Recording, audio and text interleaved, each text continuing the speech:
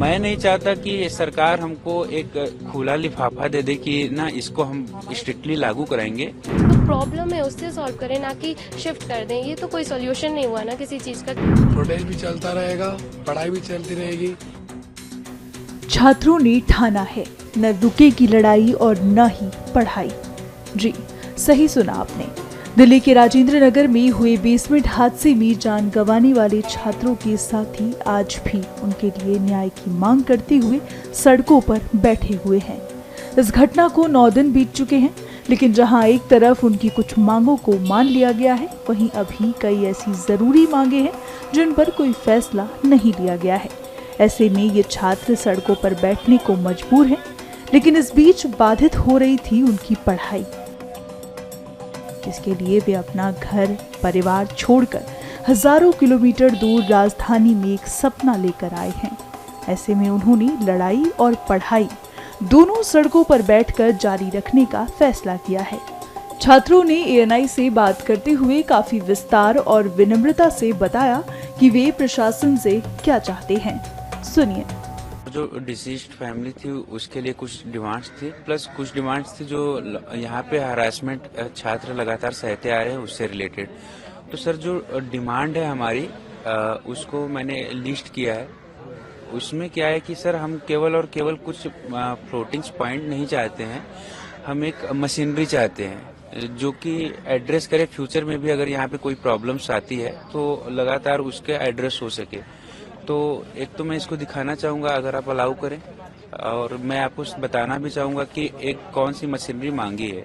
तो हमारे सारे पॉइंट्स में एक एक करके पढ़ता हूँ। पहला जो कंपनसेशन की बात हुई थी, कंपनसेशन अमाउंट 3 करोड़ है, जिसके ऊपर एक कंसेंसस बना है सारे लोगों का। तो मैं चाहूँगा कि जो गवर्नमेंट ऑफिशियल्स है वो प्लस कोचिंग के साथ मिलकर वो किसी तरह डिसाइड करे कि जो अमाउंट है उस पर पहुँचा जा सके। दूसरा, यहाँ पे जो डिजास्टर हुआ था उसकी अकाउंटेबिलिटी सेट करने की बात की गई थी। तो उस पर अब तक जो भी कदम लिए गए हैं उस पर मोस्टली तो अब तक हम लोग सेटिस्फाइड हैं, क्योंकि कुछ ऑफिशियल्स हैं जिनका सस्पेंशन और निर्वासन हो चुका है। एक मजिस्ट्रियल इंक्वायरी कमेटी बैठ चुकी है, और जो हाईएस्ट इन्वेस्टिगेटिंग अथॉरिटी है CBI, उसको केस सौंपा जा चुका है। तो वहाँ पे तो मेरी समझ से हम लोग मोस्टली सेटिस्फाइड है कि हाई कोर्ट ने भी इंटरवीन किया है। तीसरा था कि राउज IAS जो कोचिंग है वो बच्चों को कंपनसेशन प्रोवाइड करे। जो बच्चे अभी फंसे थे, सर्वाइवल्स थे, उनको तो 100% रिफंड मिलना चाहिए। बाकी भी जिनका जितना कोर्स कंप्लीशन हो चुका है उनको उस हिसाब से कुछ रिफंड मिलना चाहिए, और मिलना ही चाहिए।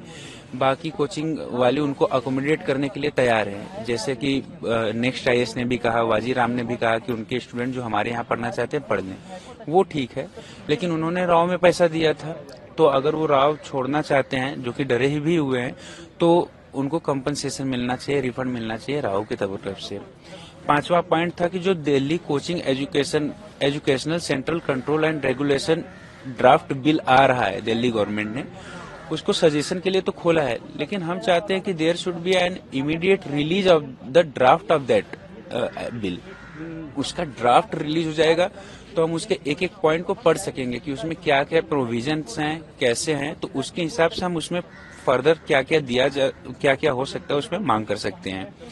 ठीक है। उसके अलावा कुछ था सर कोचिंग इंस्टीट्यूट से रिलेटेड बातें। तो उसमें हम ये चाहते हैं कि जो रेशनलाइजेशन ऑफ फीस हो collected by UPSC coaching institute, और भी चाहते हैं कि कोचिंग जो फीस लेती है उसके अंदर ही बच्चों को कोचिंग जो है उसके अंदर ही बच्चों को एक legal life insurance certificate and health insurance provide करे।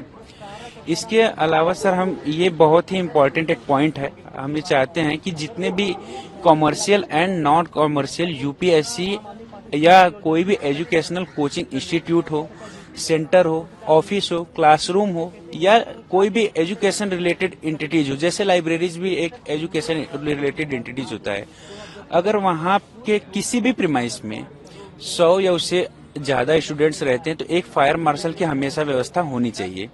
ये क्यों है सर? हम बहुत कॉन्क्रीट वे में चाहते हैं कि जैसे वाजीराम कोचिंग है, अगर उसमें 100 से ज्यादा बच्चे पढ़ते हैं तो उसके केवल हेड ऑफिस में नहीं, किसी भी प्रीमाइस में अगर 100 या उससे ज्यादा बच्चे रहते हैं तो वहाँ एक फील्ड मार्शल होना चाहिए। अब चाहिए कि उसकी अकाउंटेबिलिटी सेट हो।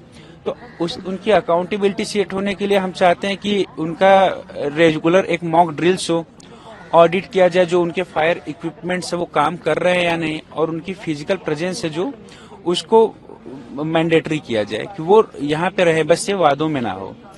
छठवां, एक रेंट के ऊपर बात हुई थी कि रेंट बहुत ज्यादा है।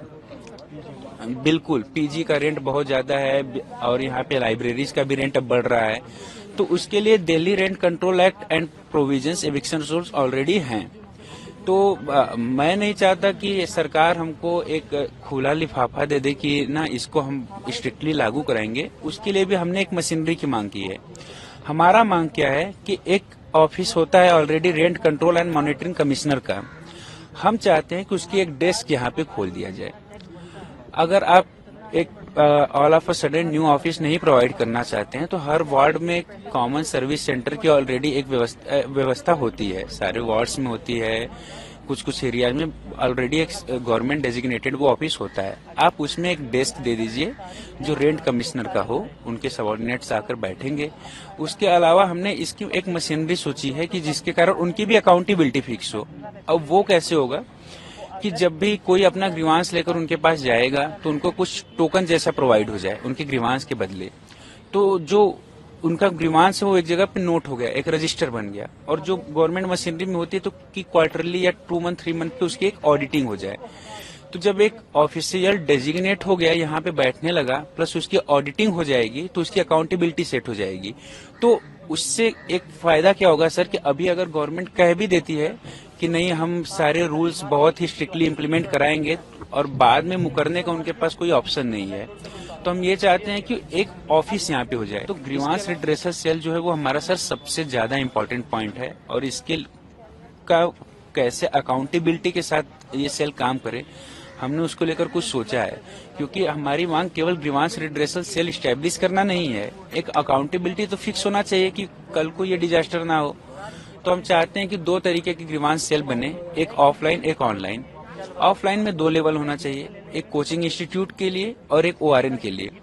जो कोचिंग इंस्टीट्यूट का ग्रीवांस रिड्रेसल सेल बन रहा है उसमें भी हम फर्दर चाहते हैं कि हर कोचिंग के पास एक ग्रीवांस रिड्रेसल सेल हो। उसकी अकाउंटेबिलिटी सेट करने के लिए वापस वो टोकन वाली व्यवस्था हो, तथा टोकन के साथ ही एक ग्रीवांस रिड्रेसल रजिस्टर हो और ऑडिटिंग हो। जो एक ओआरएन लेवल पे बनेगा ग्रीवांस रिड्रेसल सेल, हम सरकारी मशीनरी जो ऑलरेडी है उसी के थ्रू एक सोल्यूशन चाहते हैं। तो जो हमारा एक डिमांड है, हम चाहते हैं कि एक यहाँ पे ऑफिस खुल जाए ग्रीवांस सेल का। अगेन अगर वो नहीं पॉसिबल है ऑल ऑफ अ सडन, तो जो कॉमन सर्विस सेंटर होता है उसमें हमको एक डेस्क दिया जाए, और वहां पे भी कोई अगर अपना ग्रीवांसेस एड्रेस करे तो उसके बदले उसको टोकन मिले, रजिस्ट्री मेंटेन हो, ऑडिटिंग हो, ताकि उसकी अकाउंटेबिलिटी फिक्स हो जाए। इसके अलावा चाहते हैं कि ग्रीवांस सेल एक ऑनलाइन भी हो, और वो सबसे इम्पोर्टेंट है सर। उसमें क्या होना चाहिए, हम चाहते हैं कि कुछ ऑप्शन हो, एक स्टूडेंट पोर्टल बन जाए, उसके ऊपर कुछ ऑप्शन आएंगे, जैसे होम आता है, ठीक है, ग्रीवांसेस का कैटेगराइजेशन आएगा, होम, ग्रीवांस कैटेगराइजेशन, अबाउट और कुछ चीजें। तो जो ग्रीवांस कैटेगराइजेशन आएगा सर, उसमें हम क्या डाल सकते हैं, रेंट रिलेटेड ग्रीवांस है वो डाल देंगे। दूसरा सिविक एमिनिटीज रिलेटेड डिमांड जैसे ड्रेनेज सिस्टम, इलेक्ट्रिक वायर है वो डाल सकते हैं। तीसरा, यहाँ वीमेन रिलेटेड इशू बहुत ज्यादा हो रहे हैं। कल 3-4 लड़कियां रात को 3 बजे तक बैठी थी और बोल रही थी कि इसको एड्रेस किया जाए, प्लीज डालो। तो उनसे रिलेटेड डिमांड है तो वो कर सके। उसके लिए फिर आगे हमने बताया कि उसमें क्या क्या दे सकते हैं, या तो हम एप्लीकेशन लिख कर उसको हम लोग डाल दें, या तो हमारे साथ अगर कुछ होता है तो फोटो अपलोड करके डाल दें, या टाइप कर सकें, तीनों तरीके से कर सकें। इसके अलावा हमने क्या सोचा एक कि जो वो पोर्टल बने उसमें एक ऑप्शन रेंट कमिश्नर का भी हम डाल सकते हैं। उससे क्या होगा कि अगर रेंट कमिश्नर का कॉमन सर्विस सेंटर में भी आप डेस्क नहीं दे सकते हैं तो हमने वहां भी सरकार को एक सहूलियत दी है कि आप एटलीस्ट उस पोर्टल पे डाल दीजिए, और फिर तो ये कर सकते हैं। और लास्ट एक हमने वो बोला है जो हमारा लास्ट हमारी तरफ से है, जो बहुत जरूरी है, एक्सेस टू पब्लिक प्रोसिक्यूटर, कि अगर इन सारों के बीच में भी नेक्सस बन जाता है तो जो वो पोर्टल होगा उस पे एक ऑप्शन और पॉपअप होना चाहिए, एक्सेस टू पब्लिक प्रोसिक्यूटर। वो भी हम कुछ नया नहीं मांग रहे हैं, डिस्ट्रिक्ट में पब्लिक प्रोसिक्यूटर बहुत सारे होते हैं, वहां पे एक नंबर पॉपअप हो जाएगा 15-20, उसमें से छात्र किसी के पास भी चला जाएगा। तो तो ये एक तरीका है। ये अगर कुछ चीजें इमीडिएट बेसिस पे कराना है तो वो सबसे ज्यादा जरूरी है। उसमें से पब्लिक प्रोसिक्यूटर का और ग्रीवांस सेल का वो चाहते हैं। एक लास्ट लाइब्रेरी से रिलेटेड है सर ORN के अंदर 90% लाइब्रेरीज बेसमेंट में ही है। उसको बंद करना असल में तो हमको सोल्यूशन नहीं दिखता अभी इमीडिएट बेसिस पे।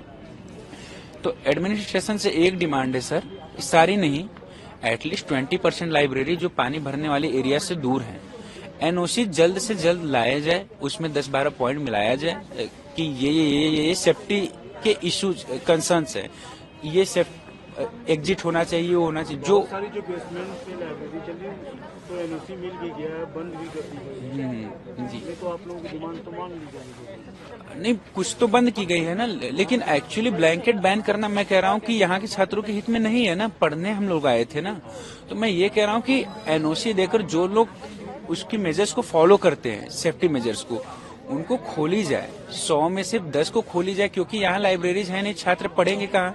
जो फर्स्ट फ्लोर सेकंड फ्लोर पे हैं उनकी प्राइसेस 6,000-7,000 हो चुके हैं। अगर बच्चे चले भी जाएं तो सर सारे एकोमोडेट हो नहीं पाएंगे, क्योंकि पहले 150 लाइब्रेरीज थी, अब 5 बची है।